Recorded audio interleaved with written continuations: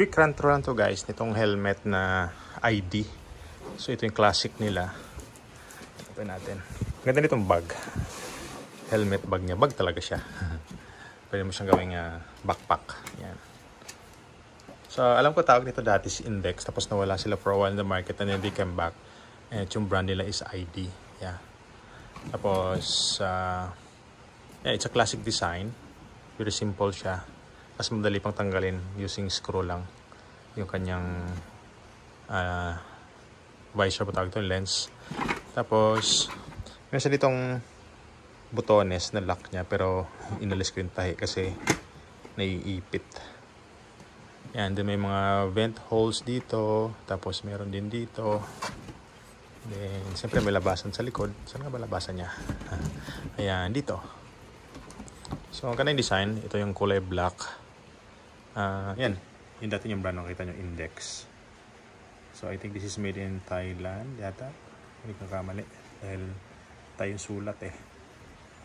So ang maganda sa kanya ano siya, yung tingnan nyo, maluwag. I mean, ang laki nung nakikita mo, ang lapad, para siyang yung dual sport na helmet, pang dual sport na helmet na nilalagay ng lens pa dito. So, yeah, ang laki na nakikita mo dyan. Tapos, ganun din yung visual design. Natatanggal mo tong mga padding. Actually, tinanggal ko ito, nilaban ko kasi second ko siya nabili. Kasama nung binili kong Cardo. And hindi yata nagbabalaklaba yung dati may-ari. So, naipon yung pawis. Yan, at libag sa loob. So, nilaban ko siya. Tinanggal ito, mga to. Itong padding, ito dito sa gilid. Tapos, ito sa gilid na isa. And of course, ito. Yung sa ulo dito sa upper. So usual naman mayroong styrofoam sa loob na padding pang protection, and hindi rin siya gano'ng kabigat. Wala na nakalagay na timbang dito, alam ko, pero nagkakamali mga nasa 1.4 siguro to, 1.45 kilos ganyan. Yan. Something lang na ayaw ko sa kanya is yung hindi siya aerodynamic pagdating dito. Noong una akala ko yung hangin lang na dumadaan dito dahil naiipit itong panglock niya. So tinanggal ko siya and then ayos it again, pero ano pa rin, may sumisipol.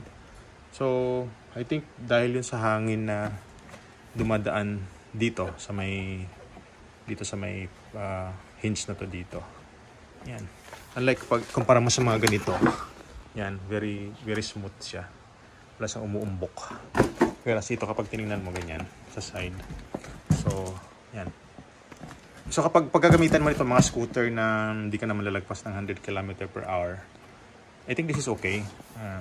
Lalo ng mga classic bikes na tatakbo lang mga 90, 80 ganyan.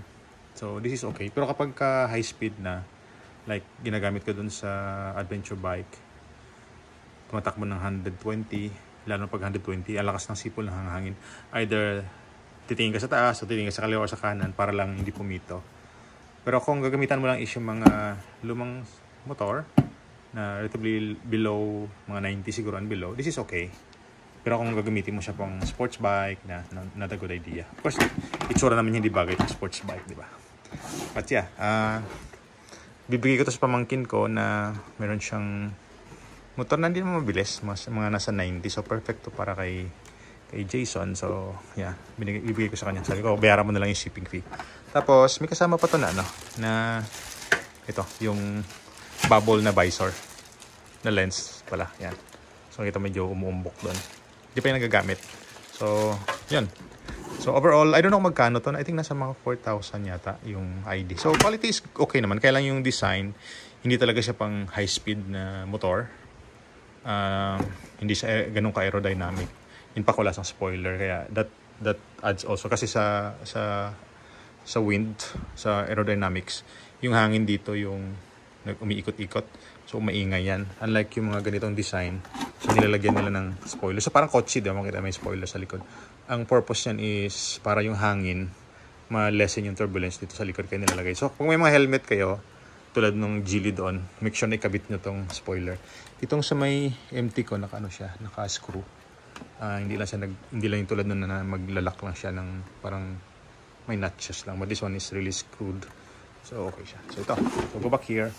So yeah, quality is good. Yun lang, yung design, as it implies, it's a classic helmet. So it's really good for ano lang, mga classic bikes or mga lumang motor na hindi na maganda kabilis. So yeah, hope that helps. Kung bibili kayo nito, yeah, make sure kung saan nyo gagamitin. Yeah.